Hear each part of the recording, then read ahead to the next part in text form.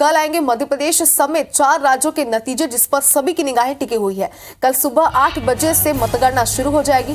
मिजोरम में मतगणना की तारीख बदली गई है और क्या तारीख बदली गई ये भी आपको बता दें। दरअसल मिजोरम में 4 दिसंबर को मतगणना होगी, पहले 3 को होने वाली थी, लेकिन तारीख को आगे बढ़ाया गया और IBC 24 पर कल सुबह 6 बजे से आप सभी सबसे तेज और सटीक नतीजे देख सकते हैं। तो ये बड़ी खबर इस वक्त आपको दिखा रहे हैं। मध्य प्रदेश समेत 4 राज्यों के नतीजे कल आएंगे, जिस पर सभी की निगाहें टिकी हुई है, सभी की नजर बनाए हुए हैं। कल सुबह 8 बजे से मतगणना शुरू होगी। मिजोरम में मतगणना की तारीख हालांकि बदल दी गई है और बताया जा रहा है कि ईसाई समुदाय के त्योहार के कारण तारीख को बदला गया है। मिजोरम में अब 4 दिसंबर को मतगणना होगी, लेकिन 4 राज्य जिन पर सभी की निगाहें टिकी हुई है, कल उसमें मतगणना होने वाली है और IBC 24 पर सुबह 6 बजे से सबसे तेज और सटीक नतीजे आप देख सकते हैं। तो ये बड़ी खबर इस वक्त आपको दिखा रहे हैं और कल मध्य प्रदेश समेत और छत्तीसगढ़ समेत 4 राज्यों के नतीजे आ जाएंगे और सभी की निगाहें इस पर टिकी हुई है और कल सुबह 6 बजे आप IBC 24 पर सबसे तेज और सटीक नतीजे देख सकते हैं। तो मिजोरम में हालांकि तारीखों को बदला गया है। बताया ये जा रहा है कि ईसाई समुदाय का त्योहार था, जिसके चलते तारीख में बदलाव किया गया। तो 3 की जगह 4 दिसंबर को मतगणना होगी मिजोरम में और IBC 24 पर सभी 4 राज्यों के नतीजे सबसे तेज और सटीक आप देख सकते हैं सुबह 6 बजे से। तो ये बड़ी खबर इस वक्त आपको दिखा रहे हैं और कल मध्य प्रदेश छत्तीसगढ़ समेत 4 राज्यों के नतीजे आने वाले हैं और इन चारों ही राज्यों में किसकी सरकार बनेगी ये अब तक का सबसे बड़ा सवाल है, जिसका जवाब कल सभी को मिलने वाला है और मतगणना पर सभी अपनी नजर बनाए हुए हैं। वहीं मिजोरम की अगर बात करें तो मिजोरम में 4 दिसंबर को मतगणना होगी। बताया जा रहा है कि ईसाई समुदाय के त्योहार के कारण तारीख में बदलाव किया गया है और जिला जेल में सुबह 8 बजे से मतगणना शुरू की। इस वक्त की बड़ी खबर मध्य प्रदेश से आप तक पहुंचा रहे हैं। मतगणना को लेकर कर्मचारियों के प्रशिक्षण का आज अंतिम दिन है, तो लगातार उन्हें प्रशिक्षित किया जा रहा था, जिसका आज अंतिम दिन है। डाक मत पत्रों की गिनती की प्रक्रिया की ट्रेनिंग यहाँ पर उन्हें दी गई है, बताया जा रहा है। बड़ी खबर इस वक्त आपको दिखा रहे हैं। जिला जेल में सुबह 8 बजे से मतगणना शुरू होगी और मतगणना को लेकर कर्मचारियों के प्रशिक्षण का अंतिम चरण आ चुका है, अंतिम दौर है। आज अंतिम दिन बताया जा रहा है। डाक मत पत्रों की गिनती की प्रक्रिया भी पूरी हो चुकी है। EVM से वोटों की गिनती को लेकर प्रशिक्षण उन्हें दिया गया, यानी कि प्रशिक्षित किया गया और मतगणना से जुड़ी हर बिंदु की जानकारी वो देंगे। तो ये बड़ी खबर इस वक्त आपको दिखा रहे हैं और ज्यादा जानकारी के लिए हमारे संवाददाता विवेक पटैया हमारे साथ जुड़ चुके हैं। विवेक, मध्य प्रदेश में किसकी सरकार बनेगी, सवाल का जवाब कल मिलने वाला है। कल बेहद ही खास दिन है सभी 4 राज्यों के लिए। मध्य प्रदेश की अगर बात करें तो काउंटिंग को लेकर तैयारियां कहां तक पूरी हो चुकी है, क्या तैयारियां आप देख पा रहे हैं?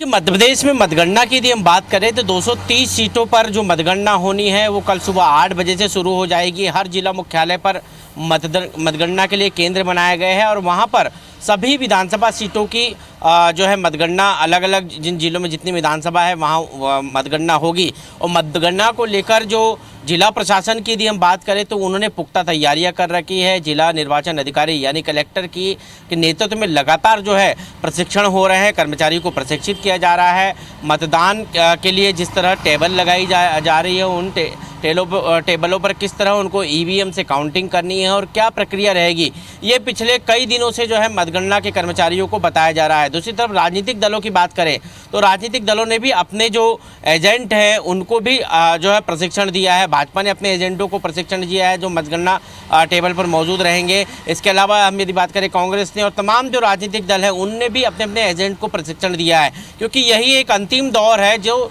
चुनाव प्रक्रिया को संपन्न कराएगा। हार जीत का फैसला यहाँ से होगा और प्रदेश में किसकी सरकार बनेगी ये तय हो जाएगा। लेकिन इस प्रक्रिया को भी समझना काफ़ी ज़रूरी है दर्शकों के लिए, क्योंकि उत्सुकता परिणाम की है और परिणाम किसका पहले आएगा किसका बाद में आएगा। क्योंकि जो 8 बजे से काउंटिंग शुरू होगी, सबसे पहले पोस्टल बैलेट खोले जाएंगे। पोस्टल बैलेट की काउंटिंग के बाद जो है EVM से काउंटिंग शुरू होगी और EVM से जो काउंटिंग शुरू होगी उसमें सबसे पहले परिणाम उन विधानसभा सीटों के आएंगे जहां पर प्रत्याशियों की संख्या कम है और सबसे अंतिम में परिणाम उन विधानसभा सीटों के आएंगे जहां पर प्रत्याशियों की संख्या ज़्यादा है। तो हम आपको बता दें कि जिन विधानसभा सीटों पर प्रत्याशी ज़्यादा संख्या में खड़े हुए हैं वहां पर परिणाम में काफ़ी देरी हो सकती है, लेकिन कम विधानसभा सीटों वाले प्रत्याशी जिन विधानसभा पर है वहां पर परिणाम काफ़ी जल्दी आने की संभावना है। और भोपाल की बात करें तो भोपाल में 7 विधानसभा सीटें हैं। 7 विधानसभा सीटों में सबसे ज़्यादा जो प्रत्याशी खड़े हैं वो नरेला विधानसभा सीट पर खड़े हैं, 23 प्रत्याशी। ऐसे में नरेला के परिणाम के लिए काफ़ी देर तक इंतजार करना पड़ सकता है। लेकिन हुजूर विधानसभा सीट जो भोपाल की बड़ी विधानसभा सीट है, यहाँ पर महज 6 प्रत्याशी है। ऐसे में यहाँ का परिणाम काफ़ी जल्दी आने की संभावना है। 16 से लेकर 17, 18, 19 और 20 राउंड तक अलग अलग विधानसभा सीटों में होंगे गिनती के, जिसमें हुजूर विधानसभा में सबसे ज़्यादा 20 राउंड होंगे। और नरेला विधानसभा की यदि हम बात करें तो यहाँ पर 16 राउंड होंगे।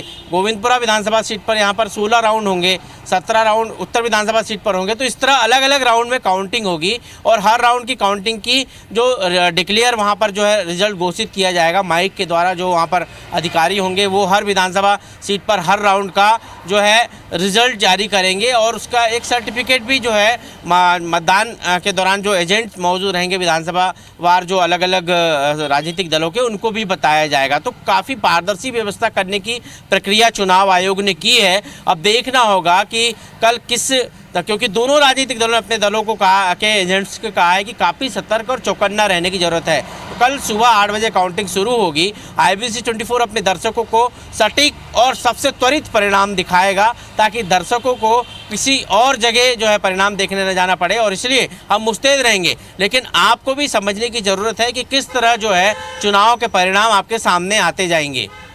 बिल्कुल विवेक, लेकिन बताइए जा रहा है कि कर्मचारियों के प्रशिक्षण का भी आज अंतिम दिन है। एक बार विस्तार से आप समझना चाहते हैं प्रशिक्षण की क्या पूरी प्रक्रिया थी, किन चीज़ों को विस्तार से उन्हें प्रशिक्षित किया गया, किन चीज़ों को लेकर के, और साथ ही क्या खास रहा इस बार के प्रशिक्षण में। साथ ही भी समझना चाहते हैं आपसे इलेक्शन कमीशन ने निर्देश भी जारी कर दिए, क्या निर्देश है मतगणना को लेकर।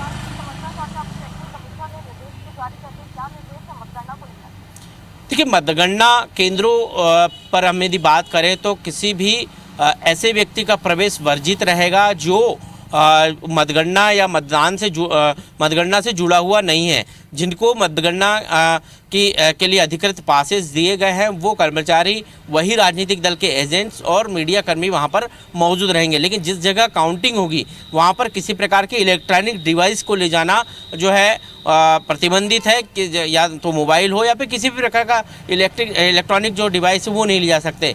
और यदि हम काउंटिंग की बात करें तो काउंटिंग टेबल पर कर्मचारी मौजूद होंगे और वहीं पर जो है राजनीतिक दलों के जो प्रतिनिधि हैं, जो प्रत्याशी हैं, उनके एजेंट भी मौजूद रहेंगे, प्रतिनिधि भी मौजूद रहेंगे। हर काउंटिंग मतलब एक राउंड में यदि काउंटिंग होती है, मतों की गिनती होती है, तो प्रत्याशीवार उन मतों की घोषणा भी वहीं पर की जाएगी। इसके साथ ही हर राउंड में मतों की घोषणा की जाएगी और उनका जो फाइनल फिगर आएगा वो प्रत्याशी की जीत और हार को बताएगा। कर्मचारियों को कई दौर की ट्रेनिंग इस मतगणना को लेकर दी गई है। कर्मचारियों को बताया गया है कि किस तरह उनको काउंटिंग टेबल पर काम करना है, किस तरह EVM से जो है उनको काउंटिंग करनी है, जो मतदाता पर्ची जो निकली थी EVV में उसको किस तरह से बताना है। तो तमाम जानकारी पहले से ही सभी कर्मचारियों को प्रशिक्षण के दौरान दी गई है और आज फाइनल रिहर्सल भी जो है प्रशिक्षण के दौरान आज फाइनल रिहर्सल भी होगी। सभी जगह सभी मतदान केंद्र पर फाइनल रिहर्सल होगी और उसके बाद जो है ये पुख्ता इंतजाम जिला निर्वाचन अधिकारी यानी कलेक्टर देख के जो है राज्य के जो मुख्य निर्वाचन पदाधिकारी है उनको अपडेट करेंगे। किसी प्रकार की कोई कोताही तो नहीं है और पर्याप्त सुरक्षा के इंतजाम मतदान केंद्रों के आसपास रहेंगे। तो जैसे कि जानकारी आप हम तक पहुंचा रहे हैं, तो मतगणना की तैयारियां पूरी हो चुकी है। अपडेट आपसे लेते रहेंगे। शुक्रिया आपको तमाम जानकारी के लिए।